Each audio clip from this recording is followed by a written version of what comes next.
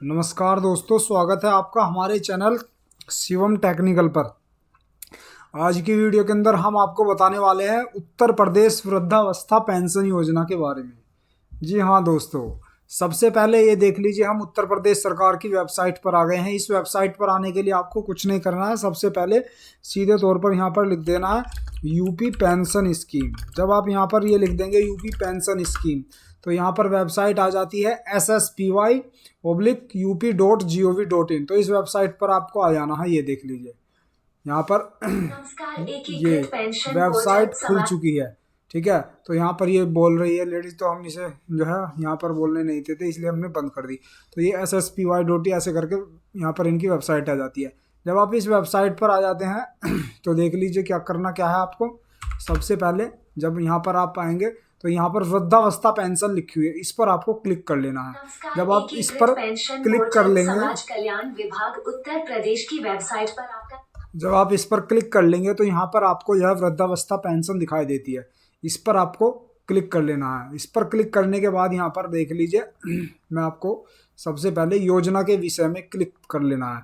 वृद्धावस्था पेंशन योजना के विषय में क्लिक करने पर यहाँ पर ये सारी चीज़ें आपके सामने आ जाएगी, लेकिन हम इसके चक्कर में नहीं पड़ते, हम शॉर्ट में आपको बताएंगे बिल्कुल।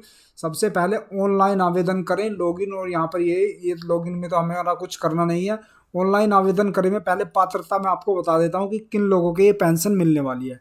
तो वृद्धावस्था पेंशन योजना के लिए जो पात्रता है वो उम्र बता देते हैं। उम्र आपकी कम से कम कागजों में 60 साल आपकी उम्र होनी चाहिए, यानी आपकी जो डॉक्यूमेंट्स में वो एज है 60 ईयर, 60 साल आपकी उम्र होगी तभी आप इसके पात्र हैं। और मैक्सिमम अधिकतम 150 उम्र तक आपको ये मिलेगी। तो इतनी उम्र तक तो खैर कोई ज़्यादा जीता नहीं है। तो आमदनी की अगर हम बात करें, जो ग्रामीण क्षेत्र के लोग हैं उनकी उम्र 60 साल होनी चाहिए और 40,080 रुपये से ज़्यादा उनकी आय नहीं होनी चाहिए। इसके अलावा जो लोग शहर में रहते हैं उनकी 56,460 रुपये से ज़्यादा आय नहीं होनी चाहिए। और पेंशन की अगर हम बात करें तो पेंशन की पात्रता की शर्त यह भी है कि यदि आवेदक अन्य किसी पेंशन योजना से लाभान्वित है पूरे ऑल ओवर इंडिया में या किसी भी सरकार के द्वारा, तो उसे ये पेंशन नहीं मिलेगी। मासिक अनुदान की धनराशि मानकर चलिए, साल में जैसे 12 महीने होते हैं तो 12 महीने के हिसाब से आपको 1,000 रुपये महीना की यहाँ पर पेंशन मिलेगी। तो इस हिसाब से आपको साल के 12 गुना करेंगे तो 12,000 रुपये आपके आ जाते हैं। तो आपके खाते में 12,000 रुपये की जो है मदद सरकार की तरफ से मिलेगी। अब आपको इसमें करना क्या है, प्रपत्र जो आपके डॉक्यूमेंट जिसमें लगेंगे वो लगेगा आपके इसमें आवेदक का पासपोर्ट साइज का फोटो। जो पेंशन लेना चाहता है उसका पासपोर्ट साइज का एक फोटो लगेगा, और इसके साथ ही आय प्रमाण पत्र भी उसका लगेगा। आय प्रमाण पत्र से ही यह पता चलेगा कि आपकी आमदनी कितनी है। 40,080 या 56,060 से नीचे होनी चाहिए शहरी और ग्रामीण वालों के लिए। इसके अलावा यहाँ पर आवेदन का प्रारूप ये है, लेकिन मैं आपको दिखा देता हूँ को आपको ऑनलाइन अप्लाई करना कैसे है। तो यहाँ पर ऑनलाइन आवेदन करे पर आपको क्लिक कर लेना है। जब आप ऑनलाइन आवेदन पर क्लिक कर लेते हैं तो सबसे पहले आपके सामने ऑप्शन आ जाता है कि आपका जनपद कौन सा है। जैसे मानकर चलिए यहाँ पर हमारा जैसे मेरठ डिस्ट्रिक्ट है, तो मेरठ में यहाँ पर आपको क्लिक कर लेना है। अब आपको ये सेलेक्ट करना है कि आप नगर में आते हैं ग्रामीण में। अगर हम नगरीय सेलेक्ट करते हैं तो हमारे पास यहाँ पर ऑप्शन आ जाता है मवाना तहसील है आपकी, मेरठ तहसील है, सरदना। मेरठ में 3 तहसील है, तो हमने यहाँ पर मेरठ सेलेक्ट कर लिया। अब यहाँ पर आपको फिर से मेरठ सेलेक्ट कर लेना है, जो भी आपका है वो सेलेक्ट कर लेना है। अब हम यहाँ पर जैसे वार्ड है तो वार्ड हमने सेलेक्ट कर लिया, जैसे शिवाजी कॉलोनी ये पर। ठीक है, इसके अलावा अगर आप ग्रामीण से हैं तो ग्रामीण पर जाएंगे। ग्रामीण पर जाने के बाद यहाँ पर सेलेक्ट करेंगे, ब्लॉक सेलेक्ट करेंगे मेरठ।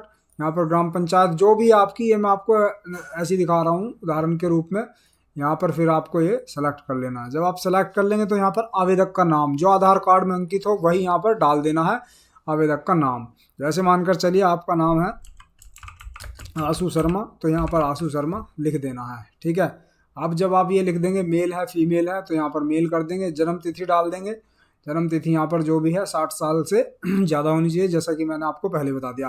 पिता पुत्र का यानी पिता या पति का नाम यहाँ पर डाल देना, श्रेणी डाल देनी है। जनरल में आते हैं आप, माइनॉरिटी, ओबीसी, SC ST जिसमें भी। संपर्क सूत्र यानी मोबाइल नंबर डाल देना है, और यहाँ पर फिर दोबारा से कंफर्म कर देना है मोबाइल नंबर। फुल एड्रेस डाल देना है जो भी आपके आधार कार्ड में या डॉक्यूमेंट्स के अंदर हो।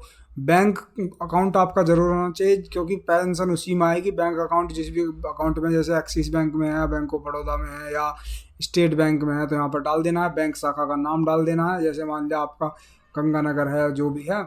यहाँ पर डालने के बाद आपका बैंक अकाउंट नंबर यहाँ लिखना है, खाता संख्या दोबारा दर्ज करनी है। यहाँ पर बदलना चाहते हैं तो बदल सकते हैं, जैसे फाजिलपुर कर देना है तो फाजिलपुर कर देंगे। अब यहाँ पर आय का विवरण, तहसील द्वारा प्रदत्त आय प्रमाण पत्र की जो आवेदन संख्या होती है वो आपको यहाँ पर डालनी है। तहसीलदार द्वारा प्रदत्त आय प्रमाण पत्र का क्रमांक, यहाँ जब आप आय प्रमाण पत्र जो है लगाते हैं, आवेदन करते हैं, तो उसका एक नंबर होता है, वो यहाँ पर डालना है। उसके बाद जब आपका आय प्रमाण पत्र बन जाएगा तो उसके बाद यहाँ पर आपको उसका इनकम सर्टिफिकेट का जो सर्टिफिकेट नंबर होता है वो डालना है। ठीक है। इसके अलावा दस्तावेज अपलोड करने पर, यहाँ पर फोटो अपलोड करना है आपको, जेपीजी 20 KB से ज़्यादा नहीं होना चाहिए। ठीक है। यहाँ पर रंगीन जो है पासपोर्ट साइज का एक फ़ोटो अपलोड करना है। इस वाले कॉलम में सेलेक्ट करने के बाद यहाँ पर अपलोड करना है जन्म तिथि, आयु प्रमाण पत्र। आयु प्रमाण पत्र यहाँ पर अपलोड करना है, जैसे उसमें आप आधार कार्ड या और भी बहुत सारी चीज़ें होती हैं वो लगा सकते हैं। इसके अलावा यहाँ पर आपको डिक्लेरेशन है, मैं घोषणा करती हूँ कि मैं केंद्र एवं राज्य सरकार की किसी भी अन्य योजना के तहत पेंशन संबंधी आर्थिक लाभ प्राप्त नहीं कर रही हूँ। मेरे द्वारा दी गई उपरोक्त समस्त जानकारी पूरी तरीके से सत्य है तथा किसी भी स्तर पर असत्य पाए जाने पर समस्त भुगतानी धनराशि भू राजस्व के बकाये की भांति वसूल कर लिए जाने पर मुझे कोई आपत्ति नहीं होगी। यानी कि ये घोषणा है कि आपको कहीं भी किसी भी प्रकार से राज्य, किसी भी केंद्र सरकार या किसी भी राज्य सरकार से कोई पेंशन प्राप्त नहीं हो रही है। इसके बाद आपको यहाँ पर 82,459 जो है यहाँ पर ये कर देना है, जो भी आपका कैप्चा कोड है। यहाँ से इसे आप रिफ्रेश कर सकते हैं, जितनी बार चाहें डाल देंगे और यहाँ पर सबमिट कर देंगे। ठीक है। तो इस तरीके से आपका जो है ओल्ड पेंशन स्कीम जो है, ये ओल्ड एज पेंशन स्कीम जो है यहाँ पर योजना, इसका आपको लाभ मिल जाएगा। इसके बाद आवेदक को अगर लॉगिन करना है तो यहाँ से लॉगिन करेंगे। जैसे पेंशन स्कीम है आपकी, जो भी आपकी रजिस्ट्रेशन आईडी और जो भी आपका रजिस्टर्ड मोबाइल नंबर हो, यहाँ पर OTP सेंड OTP पर क्लिक करेंगे, OTP डालेंगे यहाँ पर ये नंबर और यहाँ पर लॉगिन कर देंगे। यहाँ पर एक चीज़ और है, यदि आवेदक अपना रजिस्ट्रेशन संख्या भूल गए हैं तो वह यहाँ पर क्लिक कर लेंगे। ये देख लीजिए, बैंक अकाउंट नंबर, री enter bank account number, mobile number, यहाँ पर ये सब चीज़ें करने के बाद आपका जो है हो जाएगा। यदि आवेदक द्वारा अपना मोबाइल नंबर भूल गए हो तो यहाँ क्लिक कर लेना है, प्री रजिस्ट्रेशन नंबर आदि ये सब चीज़ें कर ले। ठीक है। इसके अलावा यदि आवेदक अपना बैंक खाता संख्या भूल गए तो यहाँ क्लिक कर लेना, ये सब चीज़ें करने से हो जाएगा। तो वीडियो अच्छी लगी हो तो हमारे चैनल को ज़रूर सब्सक्राइब कर लें और घंटी का बटन ज़रूर दबाएं, ताकि आप तक हमारी नई नई वीडियो इसी तरीके से पहुंचती रहे। धन्यवाद दोस्तों, आपका दिन शुभ हो।